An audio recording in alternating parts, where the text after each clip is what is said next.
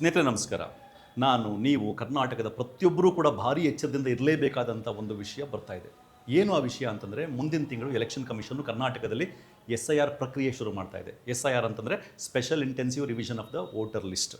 ಇದು ಯಾಕೆ ಭಾರಿ ಎಚ್ಚರದಿಂದ ಇರಬೇಕಾದಂಥ ವಿಷಯ ಅಂತ ನಿಮ್ಗೆ ಅನ್ನಿಸ್ಬೋದು. ಯಾಕೆ ಅಂತಂದರೆ, ಈ ಮೊದಲು ಎಲೆಕ್ಷನ್ ಕಮಿಷನ್ನು ಯಾರೇ ಅರ್ಹ ಮತದಾರರಿದ್ದರೂ ಅವ್ರನ್ನ ಹುಡುಕಿ ವೋಟರ್ ಲಿಸ್ಟ್ಗೆ ಸೇರಿಸೋದು ತನ್ನ ಜವಾಬ್ದಾರಿಯಾಗಿ ಮಾಡ್ತಾ ಇತ್ತು. ಆದರೆ ಈ SIR ಪ್ರಕ್ರಿಯೆಯಲ್ಲಿ ಪ್ರತಿಯೊಬ್ಬ ಮತದಾರನೂ ಕೂಡ ತಾನು ಪ್ರೂವ್ ಮಾಡಬೇಕು, ತಾನು ಅರ್ಹ ಮತದಾರನಾಗಿದ್ದೇನೆ ಮತ್ತು ಭಾರತೀಯ ನಾಗರಿಕನಾಗಿದ್ದೇನೆ ಅಂತ. ಎಲೆಕ್ಷನ್ ಕಮಿಷನು ಯಾವ ಡಾಕ್ಯುಮೆಂಟ್ಗಳನ್ನ ಕೇಳ್ತಾ ಇದೆಯೋ ಆ ಡಾಕ್ಯುಮೆಂಟ್ಗಳನ್ನ ಕೊಟ್ಟು ನೀವು ಪ್ರೂವ್ ಮಾಡಬೇಕು. ಎಲೆಕ್ಷನ್ ಕಮಿಷನ್ ಕೇಳುವಂಥ ಡಾಕ್ಯುಮೆಂಟ್ಸ್ನ ಕೊಡಲಿಕ್ಕೆ ಎಷ್ಟೋ ಜನಕ್ಕೆ ಆಗೋದೇ ಇಲ್ಲ.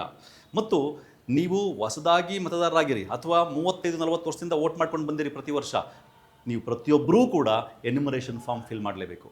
ನೀವು ಅನ್ಕೋಬೋದು, ಎನ್ಯುಮರೇಷನ್ ಫಾರ್ಮ್ ಫಿಲ್ ಮಾಡ್ತೀವಿ, ಎಲ್ಲ ಡಾಕ್ಯುಮೆಂಟು ಕೊಡ್ತೀವಿ, ಏನೀಗ ಅಂತ. ಅಕಸ್ಮಾತ್ ನೀವು ಎನ್ಯುಮರೇಷನ್ ಫಾರ್ಮ್ ಫಿಲ್ ಮಾಡಿ ಎಲ್ಲ ಡಾಕ್ಯುಮೆಂಟ್ ಕೊಟ್ಟಾಗಲೂ ಕೂಡ ನೀವು ಕೊಡೋ ಡಾಕ್ಯುಮೆಂಟ್ಸಲ್ಲಿ ಸಣ್ಣ ವ್ಯತ್ಯಾಸಗಳನ್ನ ಹುಡುಕಿ, ಒಂದು ಸ್ಪೆಲ್ಲಿಂಗ್ ಮಿಸ್ಟೇಕ್ ಇರ್ಬೋದು ಅಥವಾ ನಿಮ್ಮ ಇನಿಷಿಯಲ್ಸ್ ಹಿಂದೆ ಮುಂದೆ ಆಗಿರ್ಬೋದು, ಸಣ್ಣ ವ್ಯತ್ಯಾಸಗಳನ್ನ ಹುಡುಕಿ ನೋಟಿಸ್ ಕೊಟ್ಟು ನಿಮ್ಮನ್ನು ವೋಟರ್ ಲಿಸ್ಟಿಂದ ಆಚೆ ಇಡುವಂಥ ಕೆಲಸ ಆಗುವ ಸಾಧ್ಯತೆ ದಟ್ಟವಾಗಿದೆ. ನೋಡಿ, ಬಿಹಾರ್ನಲ್ಲಿ ಸಾವಿರಾರು ಮತದಾರರನ್ನ ಬದುಕಿದ್ದವ್ರನ್ನ ಸತ್ತೋಗಿದ್ದಾರೆ ಅಂತ ತೋರಿಸ್ಬಿಟ್ಟು ವೋಟರ್ ಲಿಸ್ಟ್ನ ಡಿಲೀಟ್ ಮಾಡಿದರು. ವೆಸ್ಟ್ ಬೆಂಗಾಲಲ್ಲೂ ಹಂಗೆ ಮಾಡಿದ್ರು.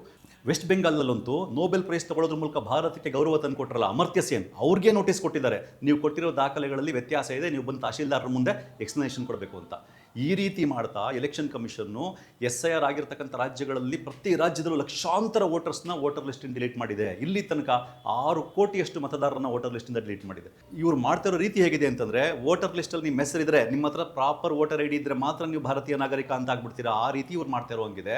ಮತ್ತು ಆಧಾರ್ ಕಾರ್ಡ್ ಥರನೇ ಪ್ರತಿಯೊಂದಕ್ಕೂ ಕೂಡ ವೋಟರ್ ID ಕೊಡುವಂಥ ಕಾಲ ಬಂದರೂ ಬರ್ಬೋದು. ಈ ಒಂದು ಹಿನ್ನೆಲೆ ಒಳಗಡೆ ನಾವೆಲ್ಲರೂ ಕೂಡ ನಮ್ಮ ಮತವನ್ನು ಉಳಿಸ್ಕೊಳ್ಳೋದು ಹೇಗೆ ಅನ್ನೋದ್ರ ಬಗ್ಗೆ ಜಾಗೃತ ಕರ್ನಾಟಕ ಮತ್ತು ಭಾರತ್ ಜೋಡೋ ಅಭಿಯಾನ್ ಸೇರಿಕೊಂಡು ಒಂದು ನ್ಯಾಷನಲ್ ಸೆಮಿನಾರ್, ರಾಷ್ಟ್ರೀಯ ವಿಚಾರ ಸಂಕಿರಣವನ್ನು ಇಟ್ಕೊಂಡಿದ್ದೀವಿ. ಇದನ್ನು ನಾವು ಇಟ್ಕೊಂಡಿರ್ತಕ್ಕಂಥದ್ದು ಕೊಂಡಜ್ಜಿ ಬಸಪ್ಪ ಹಾಲ್ನಲ್ಲಿ. ಈ ಒಂದು ವಿಚಾರ ಸಂಕಿರಣದಲ್ಲಿ ಬೆಳಗಿನ ಗೋಷ್ಠಿನಲ್ಲಿ ಬಿಹಾರ, ವೆಸ್ಟ್ ಬೆಂಗಾಲು, ತಮಿಳುನಾಡು ಇಲ್ಲೆಲ್ಲ SIRನಲ್ಲಿ ವರ್ಕ್ ಮಾಡಿದಾರಲ್ಲ ಮತದಾರರ ಪರವಾಗಿ, ಅವರುಗಳು ತಮ್ಮ ಅನುಭವಗಳನ್ನ ಹೇಳ್ಕೊಳ್ತಾರೆ ಮತ್ತು ಯೋಗೇಂದ್ರ ಯಾದವ್ ಅವರು ದಿಕ್ಸೂಚಿ ಭಾಷಣ ಮಾಡ್ತಾರೆ. ಮಧ್ಯಾಹ್ನದ ಸೆಷನ್ನಲ್ಲಿ ಕರ್ನಾಟಕದ ಮತದಾರರು ತಮ್ಮ ಮತವನ್ನು ಉಳಿಸ್ಕೊಳ್ಳೋದು ಹೇಗೆ ಅನ್ನೋದ್ರ ಬಗ್ಗೆ ಪ್ರಶ್ನೋತ್ತರ ಸಂವಾದ ಇರುತ್ತೆ.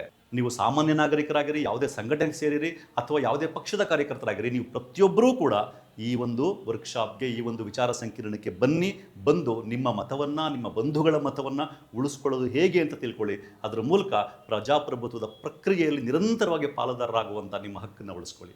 ತಪ್ಪದೇ ಬನ್ನಿ ಅಂತ ಮತ್ತೊಮ್ಮೆ ಕೇಳ್ಕೊಳ್ತಾ ಇದ್ದೀನಿ. ನಮಸ್ಕಾರ.